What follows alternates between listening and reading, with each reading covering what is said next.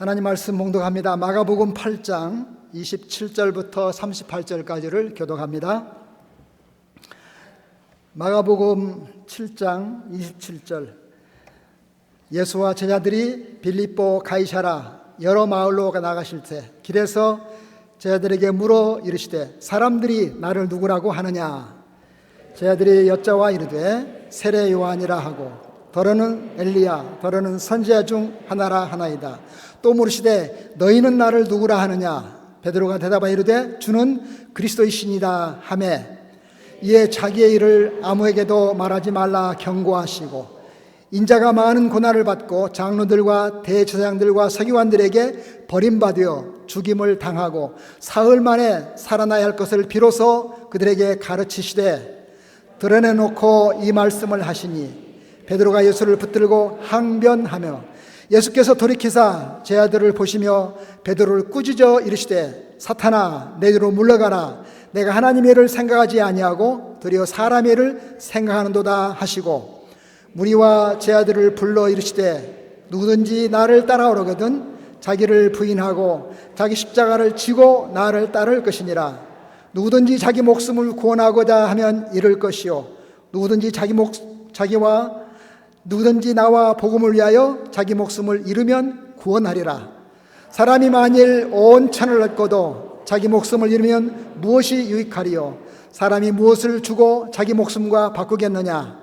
누구든지 이 음란하고 죄 많은 세대에서 나와 내 말을 부끄러워하면 인자도 하나아버지의 영광으로 거룩한 천사들과 함께 올 때에 그 사람을 부끄러워하리라. 아멘. 앞에 에어컨 잠시 좀 끕시다. 예. 여러분 가슴에 생수의 강이 넘쳐 흐르기를 축복합니다. 올여름 무더위로 열대야가 최장 기록을 경신했습니다. 서울은 34일, 제주는 40일째 열대야가 계속되었다고 합니다. 입추, 처서가 지났는데도 33도, 34도를 넘나드는 무더위가 계속됩니다. 그렇지 않아도 경기 부진, 경기 침체로 염려와 걱정이 많은데 무더위가 모든 활동을 멈추게 하고 있습니다. 여기에 코로나가 다시 기승을 부리면서 건강에 위협을 주고 있습니다. 또 여기에다가 사회 전반에 계속되는 갈등과 분열, 답답한 날들이 이어지면서 우리는 사면 초가에 시달리고 있습니다. 그리스도인들은 어떠한가요? 세상과 함께 세상 속에 사명과 신분을 잊어버린 게 아닌가 염려스럽습니다. 다시금 영육간에 긴장하고 건강하시고 강건하시기를 축복합니다. 어떠한 상황에서도 우리의 신분과 사명을 잊지 말아야 할 것입니다. 나는 예수의 제자다. 하나님 나라의 백성으로 자유와 평강과 행복 누려가시기를 축복합니다. 이 무더위 속에 여름날 시원한 생수같이 기쁜 소식은 무엇일까요? 그것은 복음, 오직 복음뿐인 줄 믿습니다. 존귀하신 예수님, 변함없는 그 말씀 잘 듣고 배우면서 온전히 순종하기를 축복합니다. 저는 저 자신에게 스스로 격려하면서 확신을 가지는 말씀이 있습니다.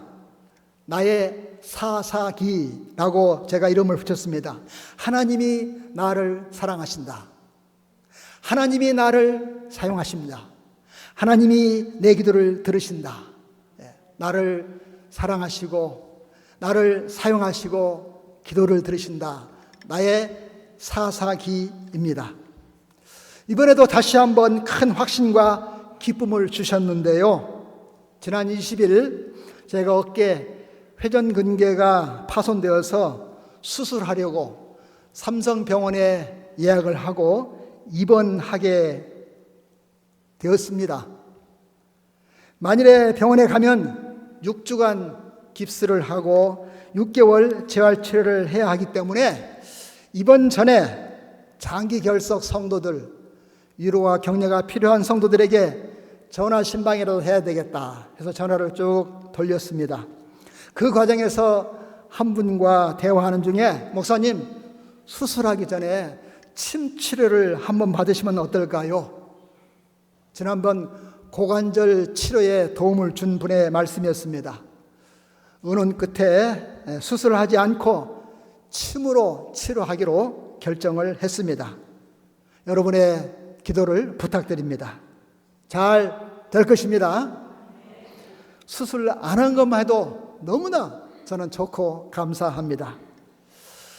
저는 목사로서 저의 건강이나 치료도 중요하지만 성도 여러분의 삶과 또 신앙과 영육 간의 평안하기를 위해서 기도하고 돌볼 책임과 사명이 있다고 늘 생각합니다. 언제나 나보다 성도들 하나님의 일이 먼저다, 이런 마음으로 목회해 왔습니다. 이것이 목사의 존재 이유고 사명인 줄로 믿습니다. 그것은 저뿐 아니라 여러분들도 마찬가지입니다. 내가 존재하고 구원받고 복받는 이유와 목적은 나보다 하나님의 일이 우선인 것입니다. 하나님은 그것을 위해서 나를 지으시고 이 땅에 보내시고 구원하시고 복을 주시는 것을 알아야 합니다. 나를 통해서 하나님의 뜻, 하나님의 영광, 하나님의 나라가 이루어져 가야 하는 것입니다. 언제나 나보다 하나님의 일이 먼저다, 이런 믿음의 태도 가질 수 있기를 부탁합니다. 소요리 문답 제1번 이런 거 있습니다. 사람의 제일 되는 목적이 무엇이뇨? 답은 사람의 제일 되는 목적은 하나님을 영화롭게 하고 그를 영원토록 즐거워하는 것입니다. 사람의 제일 되는 목적입니다. 왜 우리를 지으셨는가? 하나님을 영화롭게 하고 그를 영원히 즐거워하는 것입니다. 우리가 하나님을 영화롭게 함으로 우리는 기쁘고 행복할 수 있습니다. 아멘입니까? 그렇게 믿으시기를 바랍니다. 예수님은 그것을 가르치시고 보여주시고 그렇게 사셨습니다. 그 일을 위해서 이 땅에 오셨고 모든 사역과 삶의 목적을 거기에 두신 것입니다. 제자들은 이것을 이해하지 못하고 사람들에게 환영받지 못했지만은 이 일을 위하여 고난받으시고 십자가에 죽기까지 순종하시고 그리고 자기를 부인하고 자기 십자가를 지신 것입니다. 예수님은 언제나 나보다 하나님의 일이 먼저다, 우선순위를 두시고 가르치고 살고 본을 보여주신 것입니다. 오늘 말씀은 예수님 자신의 존재와 목적, 예수님의 길을 한마디로 요약하시고 제시합니다. 그리고 제자들에게 그것을 따르라, 제자의 길을 요구하고 있는 것입니다. 오늘 말씀 가르친 장소는 빌립보 가이사라라고 했습니다. 옛 성경에는 가이사라 빌립보라고 쓰여 있지요. 같은 장소, 같은 의미입니다. 어떤 부흥사는 그런 말 합니다. 예수님도 서민들처럼 개고기를 좋아하셔서 게사로 빌립보에 갔다, 이런 조크를 합니다. 그러나 발음이 유사해서 그렇지 전혀 그런 의도는 아닙니다. 중요한 것은 이때부터 예수님이 고난받고 십자가에 죽고 부활할 것을 본격적으로 가르쳤다는 사실입니다. 그리고 앞으로 2번 더 이 말씀을 예언하시고 예언대로 고난받고 십자가에 죽게 될 것입니다. 예수 사역의 최절정, 복음의 핵심을 가르치고 실천해 가고 있는 것입니다. 그래서 예수님이 제자들에게 질문하죠. 사람들이 나를 누구라고 하느냐? 엘리야 또는 어떤 선지자라고 말합니다. 그러면 너희는 나를 누구라 하느냐? 단도직입적으로 질문했습니다. 예수님은 누구이신가? 우리는 예수님을 누구라고 믿고 고백해야 하는가? 이 질문은 우리에게도 항상 던져야 하는 것입니다. 나는 예수를 누구라고 하느냐? 어떻게 믿느냐? 그리고 그 의미는 나에게 무엇을 말하는가? 되물어야 합니다. 베드로가 대답했죠. 주는 그리스도이십니다. 아주 정확하고 탁월한 대답을 했습니다. 여러분도 아는 것처럼 마태복음에는 좀 더 자세하게 대답을 하고 예수님의 칭찬이 있었습니다. 아시죠? 그런데 이 마가복음에는 간략하게 생략해서 적었기 때문에 그런 칭찬이 나오지 않습니다. 또 어쩌면 이어지는 베드로의 항변과 예수의 책망 때문에 칭찬하지 않은 것 같습니다. 예수님 바로 여기서부터 인자가 고난받고 십자가에 죽고 사흘 만에 부활할 것을 비로소 가르치기 시작했다. 그리고 드러내놓고 말씀하셨다고 합니다. 장로들과 대제사장과 서기관들, 그들에게 배신받고 그들에게 고난받고 십자가에 죽을 것입니다. 이들은 당시 이스라엘의 정치적, 경제적, 종교적인 대표자들입니다. 이스라엘 전체를 말하는 것입니다. 그러니까 예수님은 이스라엘 전체에게 버림받고 배신받고 십자가에 던져지게 된 것입니다. 그래서 예수님은 12 제자를 선택하시고 새로운 백성을 하나님의 백성으로 부르신 겁니다. 그 속에 저와 여러분이 포함된 것을 믿으시기 바랍니다. 그 과정에서 반드시 고난받고 십자가에 죽어야 했던 것입니다. 이것이 하나님의 위대한 구원 계획이고 하나님의 역사 섭리입니다. 베드로와 제자들은 이것을 아직 깨닫지 못하고 받아들이지 못했기 때문에 예수님에 대해서 항변했습니다. 항변하다. 이 단어는요, 예수님이 베드로를 꾸짖다 하고 같은 말이에요. 그러니까 예수님이 십자가에 죽으실 것을 말하니까 베드로가 예수를 막 꾸짖고 항변했다는 거예요. 이런 일은 있을 수 없습니다. 말이 안 됩니다. 이렇게 대들은 겁니다. 어떤 학자는 말하기를 예수님이 죽었다가 사흘 만에 살아난다고 했는데도 못 받아들이고 항변한 것으로 말합니다. 그러니까 베드로는 그 예수에 왜 죽어야 하는지 죽음과 부활의 그 엄청난 의미와 가치를 깨닫지 못한 것이겠죠. 예, 그렇습니다. 부활의 권능, 부활의 영광을 온전히 알지 못한 것입니다. 주는 그리스도이십니다. 고백은 했지만은 그 담고 있는 엄청난 내용, 의미를 온전히 알지 못한 것입니다. 신앙 고백은 멋지게 했지만은 말로만 그런 거 아닌가 생각이 들지요. 사실은 우리들도 자주 이런 모습을 보일 때가 있습니다. 교회 오래 다니고 교회 직분도 있고 신앙 고백도 멋지게 하고 찬송도 잘하지만은 자기가 고백한 그 고백의 내용과 의미와 가치를 온전히 알지 못하고 감격하지 못하고 그냥 입으로만 말로만 그리고 교회 왔다리 갔다리 폼만 잡고 있는 것 아닌가 이런 생각이 듭니다. 여러분은 어떻습니까? 그러면서 신앙의 목표를 나의 꿈, 나의 욕망, 나의 소원 나에게만 목표를 두고 신앙생활하고 기도를 하고 있지 않습니까? 오늘 말씀 앞에 우리 자신을 내어놓고 비춰보아야 할 것입니다. 아멘입니까? 이러한 베드로의 대답은 예수께서 책망하시고 교정해야 했습니다. 33절 같이 보겠습니다. 33절입니다. 예수께서 돌이키사 제 아들을 보시며 베드로를 꾸짖어 이르시되 사탄아 내 뒤로 물러가라. 내가 하나님의 일을 생각하지 아니하고 도리어 사람의 일을 생각하는도다 말씀하셨습니다. 예수님은 십자가의 죽음을 거부하는 자는 사탄이다. 이렇게 말씀합니다. 사탄아, 내 뒤로 물러가라. 단호하게 명령합니다. 하나님 일을 생각지 않고 사람의 일만 생각한다는 것입니다. 구체적인 내용이 뭡니까?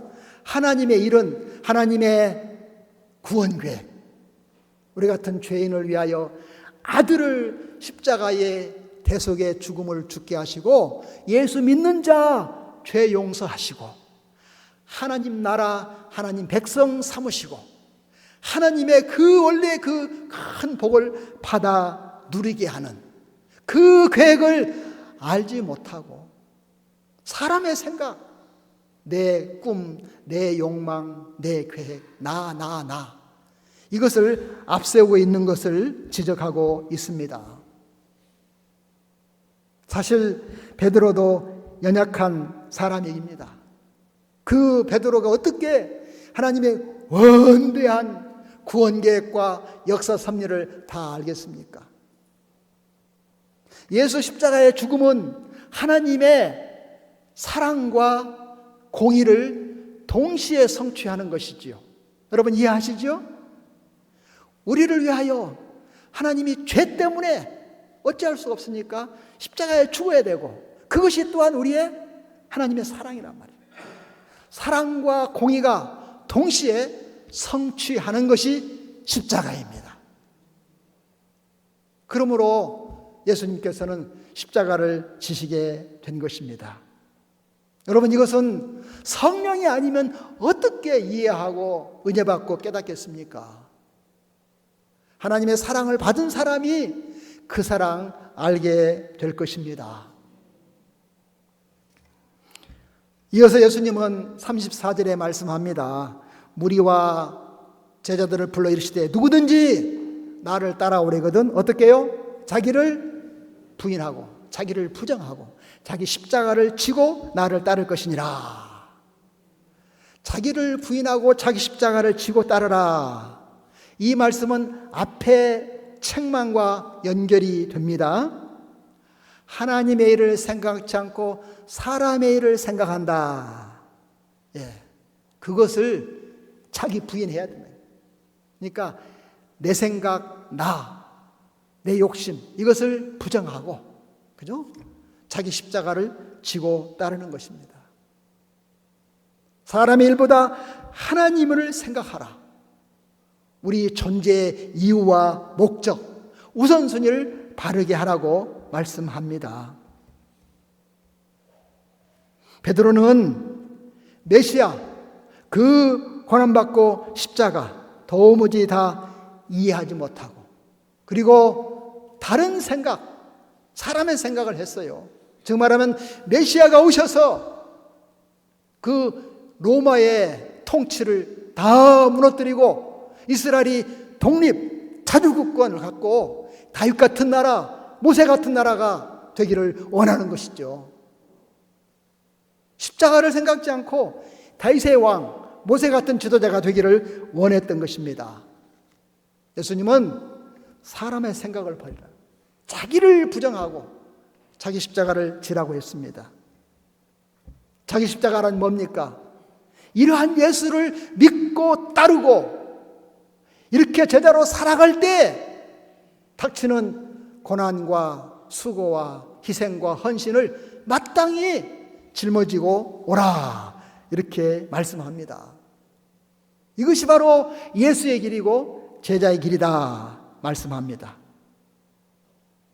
오늘 말씀 중에 자기를 부인하고 자기 십자가를 지라 이 말은 자기 일보다 하나님의 일을 우선히 하라 이렇게 연결시킬 수 있습니다. 이 말씀을 여러분 꼭 가슴에 새길 수 있기를 바랍니다. 그래서 35절에 이어서 주신 약속입니다. 누구든지 자기 목숨을 구원하고자 하면 잃을 것이요 누구든지 나와 복음을 위하여 자기 목숨을 잃으면 구원하리라. 생 즉 사 즉 생. 좀 멋있게 표현해 봅니다. 생 즉 살라고 하는 사람은 죽는 것이고 사 즉 생, 죽기를 각오하면 산다. 이렇게 말할 수 있을 겁니다. 그리고 예수와 복음을 위해서 수포자는 수득자, 생명을 포기하면 생명을 얻게 된다. 역설적인 진리를 말씀하고 있습니다. 바라기는 내 자신보다 하나님의 일이 우선이다. 그것을 앞세우는 사람, 생명을 얻고 구원을 얻게 될 것입니다. 이것이 우리의 존재의 목적이고 구원의 목적일 것입니다. 하나님의 뜻, 하나님의 영광, 하나님을 영화롭게 하는 것을 나의 기쁨으로, 행복으로 깨닫기를 축복합니다. 예수님은 이렇게 가르치시고 그리고 그렇게 사셨습니다. 예수 자신이 고난받고 버림받고 십자가에 죽게 되는데, 여러분, 이것은 너무 쉽고 당연하고 예수님께 아무것도 아니고 이게 아니었지요. 이것도 예수님 정말 고난과 수치와 고통의 길이었던 것을 우리가 압니다. 자신이 메시아, 하나님의 아들인데 사람의 몸을 입고 가장 낮은 자리에 처하고, 그리고 십자가라고 하는 비참한 죽음을 친히 겪으시고 저 지옥에까지 내려가시고, 그리고 하나님이 그를 높이셔서 부활케 하셨습니다. 예수 자신이 자기를 부정하고 자기 십자가를 지신 것이죠. 예수님은 우리의 영원한 모범이 되는 것입니다. 말씀하시고 말씀대로 사신 분입니다. 여러분, 저도 이 예수님을 본받고 배워가는 것을 일생의 과제로 삼습니다. 내 자신의 일보다 하나님의 일을 먼저 앞세우고, 자기를 부인하고 자기 십자가를 지고 가야 된다, 이런 마음의 태도. 나보다 교회, 나보다 주님의 일을 먼저 앞세우는 것, 이것이 목사의 일이고 제자의 일 아니겠습니까? 자기 부정, 자기 십자가를 지고 가는 그런 자세로 목회하려고 합니다. 제가 교회를 섬기면서 참 잊지 못하는 그런 좋은 추억이 있는데요. 어느 해인가 설 명절 때 눈이 많이 오는데 시골 고향집에 간다고 갔습니다. 13시간 걸렸어요. 그냥 하루 종일 하고 저녁까지. 고향집에 가니까 그냥 설날 아침 갔는데 전화가 왔어요. 권사님 돌아가셨대요. 그래. 그래서 거기서 아침 얼른 먹고 그대로 올라와 가지고 장례를 했습니다. 그 가족이 너무너무 고마워했죠. 지난번에도 우리 장한식 권사님, 그랬습니다. 노예에서 단체로 스페인 여행을 갔었거든요. 여행이 한참 진행되고 이제 이틀 남겨두고 장례 소식이 온 겁니다. 제가 그 소식을 듣고 고민하지도 않고 남은 여행을 다 포기하고 단체 비행기권도 포기하고 그 밤에 비행기표를 끊어가지고 날아왔습니다. 그리고 장례를 모셨어요. 가족들이 참 감사하게 생각을 하고, 저도 저 스스로 참 잘했다, 목사답다, 이런 생각을 했습니다. 저는 앞으로도 그런 태도를 가지려고 합니다. 사랑하는 여러분, 저는 여러분의 담임 목사입니다. 하나님의 종입니다. 어떠한 상황, 어디서든지 무엇이든지 제가 필요하면 연락 주시기 바랍니다. 제가 달려가서 도와드릴 것입니다. 나보다 여러분 하나님을 섬기려고 합니다. 아울러 세상 일보다 하나님의 일이 먼저다. 나보다 이웃, 너, 당신, 이런 태도로 섬겨야 한다. 이것이 우리 모두가 가야 할 제자의 길이다 라고 말씀드리고 싶습니다. 이번 미국 민주당 전당대회 때 있었던 일이죠. 오바마 전 대통령과 빌 클린턴 전 대통령이 연설을 했습니다. 아주 멋있는 감동적인 연설을 들었습니다. 물론 한글 자막으로 보았습니다. 그들은 연설할 때마다 유머와 조크를 사용하지요. 빌 클린턴 대통령이 연설할 때 이렇게 말했습니다. 나는 이틀 전에 78살 되었습니다. 우리 집안 4대에서 가장 나이가 많습니다. 그런데 트럼프보다는 젊습니다. 얼마나 멋진 조크였습니까? 사람들이 아주 폭소를 자아냈죠. 그리고 하는 말이 또 하나, 해리스 후보가 대통령이 된다면 그것은 지금까지 맥도날드에서 가장 오랜 시간 일한 대통령, 나의 기록을 깨게 될 것입니다. 그래서 사람들이 환호했습니다. 그러면서 말하기를 상대방 후보의 말을 잘 들어보라. 그는 대부분 연설에서 자신에 대해서만 말한다. 나. 예. 그러니까 그분의 연설을 들 때 거짓말 몇 번 하는가 헤아리지 말고 나라는 말을 몇 번 사용하는가 세보라는 것입니다. 정말 그분은 연설할 때 나. 반면 해리스 대통령 후보는 연설할 때 유. 당신. 이렇게 연설을 한다는 것입니다. 제가 어느 정당 누구를 지지한다는 의미가 아니고 그 대화 속에서 오늘 말씀이 적용되고 있다는 사실입니다.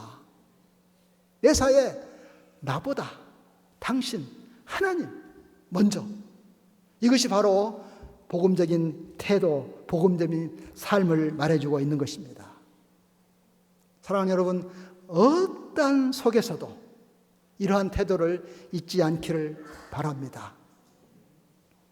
여러분은 하루에 유튜브를 몇 시간이나 보십니까? 지금 유튜브 전성 시대입니다. 사람들은 항상 유튜브, 쉬지 않고 유튜브, 범사의 유튜브를 보고 있는 것 같습니다. 그래서 제가 유튜브는 사탄입니다. 보지 마십시오. 이렇게 말씀드리지 않을 것입니다. 유튜브를 보시되 먼저 기도하고 보시기 바랍니다. 어느 유튜브가 나에게 유익할까? 성령의 지혜를 구할 수 있기를 바랍니다. 삶의 모든 분야에서 자기를 부인하고 자기 십자가를 지라, 복음적인 삶을 사시라, 이 말씀을 드리는 것입니다. 사랑하는 여러분, 이 무더위 속에 우리를 시원케 하는 복음은 예수 그리스도의 복음입니다. 내 삶의 원동력은 복음뿐입니다. 예수의 사심과 죽으심과 부활하심이 복음입니다. 복음은 어떤 상황에서 우리에게 새 힘을 주시고 기쁨과 소망을 주는 생명의 말씀인 것입니다. 사랑하는 여러분, 오직 복음만 붙드시기를 바랍니다. 그리하여 하나님의 영광을 위해서 살아갑시다. 하나님의 영광을 최우선순위에 두시기를 바랍니다. 그것이 우리의 진정한 행복입니다. 행복도 3번 외쳐야 되겠죠. 행복을 위하여. 아멘.